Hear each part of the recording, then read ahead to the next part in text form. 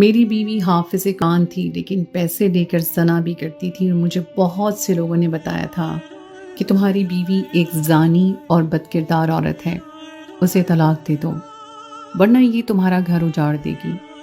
مجھے لوگوں کی باتوں پر یقین نہیں تھا۔ میری بیوی بہت معصوم اور بھولی تھی۔ مجھے لگتا تھا کہ خاندان کے سبھی لوگ اس پر جان بوجھ کر الزام لگاتے ہیں، کیونکہ وہ تو ایک حافظہ ہے، اور حافظ قرآن ہو کر اس طرح کے کام وہ کبھی بھی نہیں کر سکتی ہے۔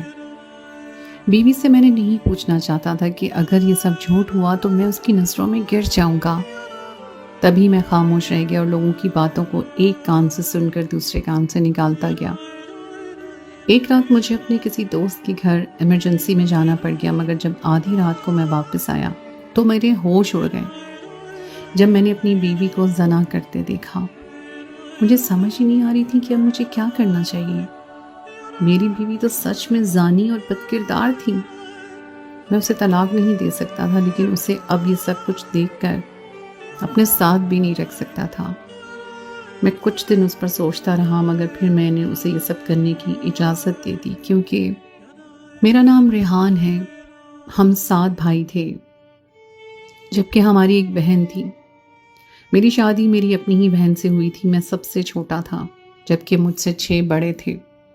میری ماں ایک اسکول میں پرنسپل تھی، جبکہ ابو میرا اپنا کاروبار سنبھالتے تھے۔ ہم لوگ ایک کھاتے پیتے گھرانے سے تھے، اور ہمیں شروع سے ہی کسی قسم کی کوئی پابندی نہیں تھی۔ ہماری ہر ضرورت کا بہت اچھے سے دھیان رکھا جاتا تھا۔ پورے خاندان میں میری ماں کی بہت عزت کی جاتی تھی، اور اسے یہ کہا جاتا تھا کہ اس نے 7 بیٹے پیدا کیے ہیں۔ اب خاندان میں جس کی شادی ہوئی تھی اس کو میری ماں کی مثال دی جاتی تھی کہ جیسے پروین نے 7 بیٹے پیدا کیے ہیں، تمہیں بھی پہلا بیٹا ہی ہونا چاہیے۔ اب ان لوگوں کو یہ بات کون سمجھاتا کہ لڑکا ہو یا لڑکی دونوں ہی خدا کی دین ہوتی ہے۔ ہمیں اس بارے میں کچھ بھی نہیں کہنا۔ بیٹی تو رحمت ہوتی ہے، لیکن ہم معاشرے والے اس کو زحمت بنا دیتے ہیں۔ میرے سارے بھائی بہت ہی زیادہ خوبصورت تھے، جبکہ مجھ میں عیب تھا۔ میرے دائیں ہاتھ کی 4 انگلیاں کٹی ہوئی تھیں۔ کوئی بھی خاندان میں مجھ سے رشتہ نہیں کرنا چاہتا تھا۔ وہ سب یہ کہتے تھے کہ اس کی ہاتھ کی انگلیاں ہی نہیں ہیں، یہ ہماری بیٹی کو کہاں سے کما کر دے گا۔ ابو اور امی کہتے تھے کہ یہ ہمارا لاڈلا بیٹا ہے، کیونکہ یہ سب سے چھوٹی اولاد ہے۔ اگر یہ نہیں بھی کما سکا تو ہم اس کے لیے اتنا چھوڑ جائیں گے کہ یہ بیوی بچے بہت ہی زیادہ خوش رہیں گے۔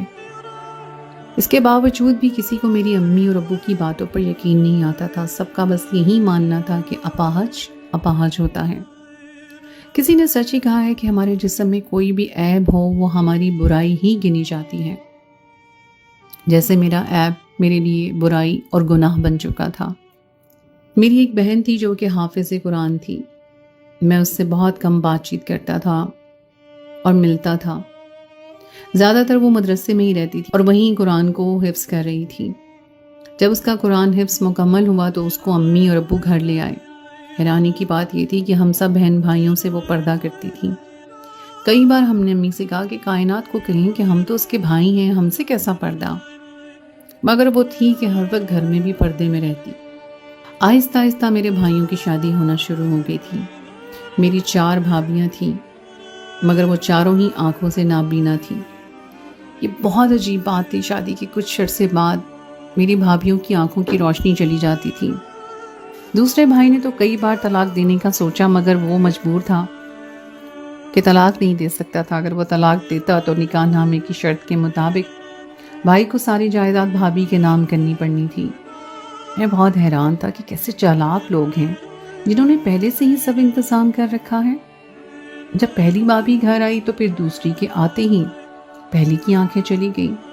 اس طرح جب بھی نئی دلہن آتی پرانی والی کی آنکھیں نابینا ہو جاتی۔ اب جہاں میری ماں کی عزت ہوتی تھی، اب وہی اس کو سب تانے دیتے تھے کہ کیسی ظالم ساس ہے جس نے بہوؤں کی آنکھوں کی روشنی ہی چھین لی ہے۔ وقت گزرتا جا رہا تھا اور بھابیوں کا ہر طرح سے علاج کروا رہے تھے، مگر ان کو آرام نہیں آیا تھا۔ یہ سب دیکھتے ہوئے دوسرے دونوں بھائیوں نے پاکستان میں شادی نہ کرنے کا فیصلہ کر لیا۔ وہ دونوں ہی باہر چلے گئے تھے اور وہیں انہوں نے رہائش رکھ لی تھی۔ میں تو ابھی شادی کر ہی نہیں سکتا تھا، نہ ہی مجھے کوئی اپنی لڑکی دینے کو راضی تھا۔ امی ابو ہر وقت یہی کہتے کہ شاید ان سے کوئی غلطی ہو گئی ہے جو اللہ نے اتنی بڑی سزا دی ہے. کسی نہ کسی پیر بابے سے تعویذ وغیرہ بھی وہ کروا چکے تھے مگر کسی صورت کوئی حل نہیں نکل رہا تھا. پریشانی دن بدن بڑھتی جا رہی تھی. ایک دن امی دروازے پر بیٹھی ہوئی تھی کہ ہمارے دروازے پر ایک فقیر نے دستک دی. پہلے تو امی نے کہا کہ معاف کرو یہاں پر کچھ بھی نہیں ہے، لیکن اس کے بعد امی کے دل میں نہ جانے کیا بات آئی، کیا سوجھا کہ امی نے چند پیسے لا کر فقیر کو دیے اور ساتھ ہی کہا کہ میری بہوؤں کے لیے دعا کرنا، میری سب بہویں آنکھوں سے نابینا ہیں. فقیر نے کہا تم جتنی مرضی بھی دعا کروا لو، ان دعاؤں کا تب تک اثر نہیں ہوگا جب تک تمہاری بہویں نہیں چاہیں گی، کیونکہ ان سب سے بہت بڑی غلطی ہوئی ہے. اگر تم چاہتی ہو کہ ان کی آنکھیں واپس آ جائیں تو ان کو اپنی غلطی سدھارنی ہوگی. امی حیران ہو گئی. امی کا کہنا تھا کہ آج کل لوگ پیسے لینے کے لیے نہ جانے کون کون سے وہم ڈال دیتے ہیں، جبکہ ایسا تو کچھ بھی نہیں ہے. میں اپنی بہویں اپنے خاندان سے لے کر آئی ہوں. کوئی بھی ایسی لڑکی نہیں ہو سکتی جس نے کوئی غلطی کی ہو، اور اگر کسی نے کوئی غلطی کی بھی ہے تو پھر ایک یا دو کی آنکھیں جاتی. یہاں تو سب کا یہی حال تھا. اب ایسا معمول بن چکا تھا. وہ فقیر ہر ہفتے ہمارے گھر آتا تھا اور آگے آ کر یہی بات کہہ کر چلا جاتا تھا. امی نے تو پہلے 1 ماہ بعد برداشت کیا، پھر اس کو خیرات دینا بند کر دی. وہ فقیر اب بھی معمول کی طرح ہمارے گھر پر آتا تھا. ایک دن وہ آیا تو اس نے بڑی عجیب سی بات امی سے کی. اس نے امی سے کہا کہ اے عورت، اگر تو چاہتی ہے کہ تیرے گھر کے حالات اور تیری ساری بہوؤں کی آنکھیں واپس آ جائیں تو اپنی بیٹی کی شادی اپنے سب سے چھوٹے بیٹے کے ساتھ کروا دے. امی اس کی بات سن کر بہت زیادہ حیران ہو گئی. وہ تو اپنا سینہ پیٹنا شروع ہو گئی تھی کہ تمہارا بابا دماغ ٹھیک ہے؟ ایک بہن کی اس کے بھائی سے شادی کیسے ہو سکتی ہے؟ بابا نے کہا کہ بی بی تم نہیں جانتی، جیسا کہہ رہا ہوں ویسا ہی کرتی جاؤ، ایسا نہ ہو کہ کل کو تم بہت ہی زیادہ پچھتاؤ. امی اس بابا کی باتوں پر زیادہ دھیان نہیں دیا. وہ اپنی بات کہہ کر چلا گیا. اس کے بعد وہ بابا کبھی نظر نہیں آیا. کوئی 3 ماہ بعد میں نے اس فقیر کو ایک سڑک کنارے پر بیٹھے دیکھا. وہ کوئی روٹی کا ٹکڑا چبا رہا تھا. میں جب اس کے پاس سے گزرنے لگا تو اس نے کہا تجھے اور تیری ماں کو میری بات لگتا ہے سمجھ نہیں آئی. تم لوگوں کا گھر جلد ہی برباد ہو جائے گا. اگر تم چاہتے ہو کہ تمہارے گھر کے حالات بالکل ٹھیک ہو جائیں تو تم اپنی بہن سے شادی کر لو. ایسا نہ ہو کہ کل کو تم بھی روتے رہو. میں نے بابا سے کہا کہ بابا یہ بات تم کر رہے ہو، مجھے کوئی دلیل بھی تو دو. اس نے کہا کہ میں دلیل نہیں دوں گا بلکہ تمہیں وقت دوں گا. اس نے کہا کہ میں دلیل نہیں دوں گا بلکہ تمہیں وقت دے گا. تم یہاں سے چلے جاؤ.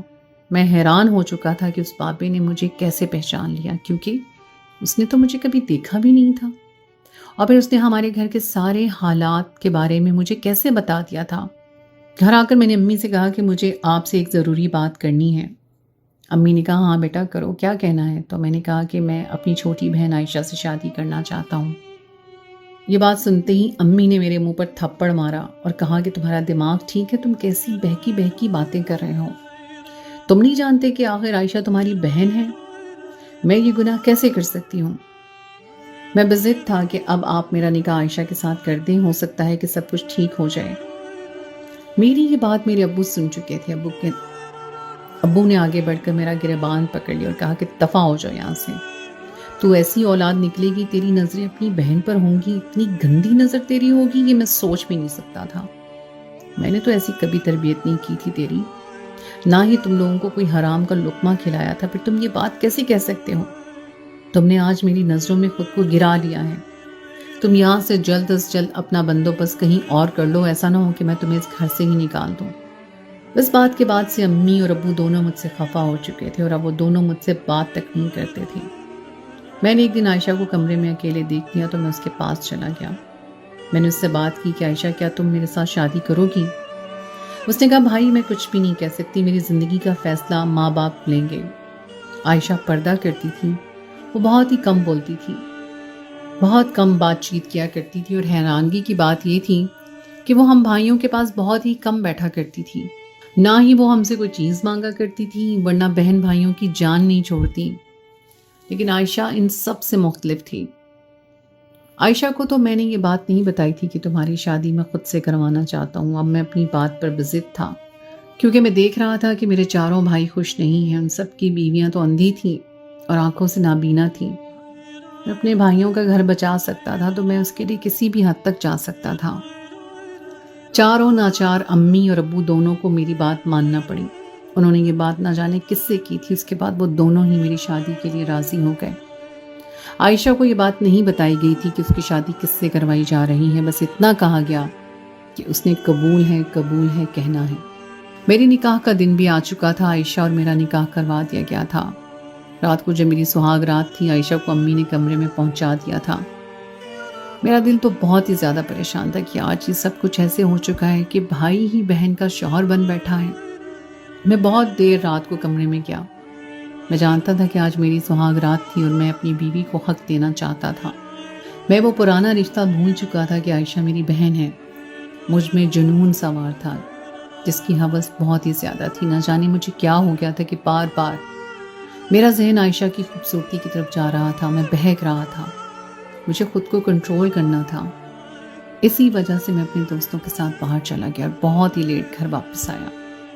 جب میں واپس اپنے کمرے میں آیا تو عائشہ سو چکی تھی۔ کسی نے سچ ہی کہا ہے کہ میاں بیوی کے رشتے میں بہت ہی زیادہ طاقت ہوتی ہے۔ خدا دلوں میں محبت ڈال دیتا ہے، جیسے میرے دل میں عائشہ کے لیے خدا نے محبت ڈال دی تھی۔ کمرے میں آنے کے بعد میں نے ان کے چہرے کو بہت غور سے دیکھا تو اس کا چہرہ چمک رہا تھا، شاید وہ اتنی خوبصورت تھی۔ آج میں نے پہلی دفعہ اس کی خوبصورتی کا اعتراف کیا تھا، یا پھر دوسری وجہ تھی کہ وہ حافظ قرآن تھی۔ اب وہ میری بیوی بن کر اس گھر میں رہ رہی تھی۔ میں بہت ہی زیادہ پریشان تھا۔ میں نے ابھی تک اپنے حقوق کا مطالبہ نہیں کیا تھا، البتہ جب عائشہ کو پتہ چلا کہ اس کی شادی ریحان سے ہوئی ہے تو وہ ہر وقت روتی رہتی تھی اور کہتی تھی امی اور ابو نے یہ کیسا گناہ کر دیا ہے، انہوں نے تو اسلام کے خلاف بات کر دی ہے اور حرام کام کیا ہے۔ میری اور عائشہ کے نکاح کے ایک ہفتے کے بعد ہی وہ فقیر دوبارہ گھر آ گیا اور اس نے آتی امی سے کہا کہ تم نے بہت ہی اچھا کام کیا ہے، اب چاروں بہوؤں کو کہو کہ عائشہ سے معافی مانگ لیں، اس کے بعد ان لوگوں کی آنکھیں واپس آ جائیں گی۔ امی نے بالکل ویسا ہی کیا تھا۔ حیرانی کی بات تھی جب میں نے دیکھا کہ میری چاروں بھابھیوں کی آنکھیں واپس آ چکی تھیں۔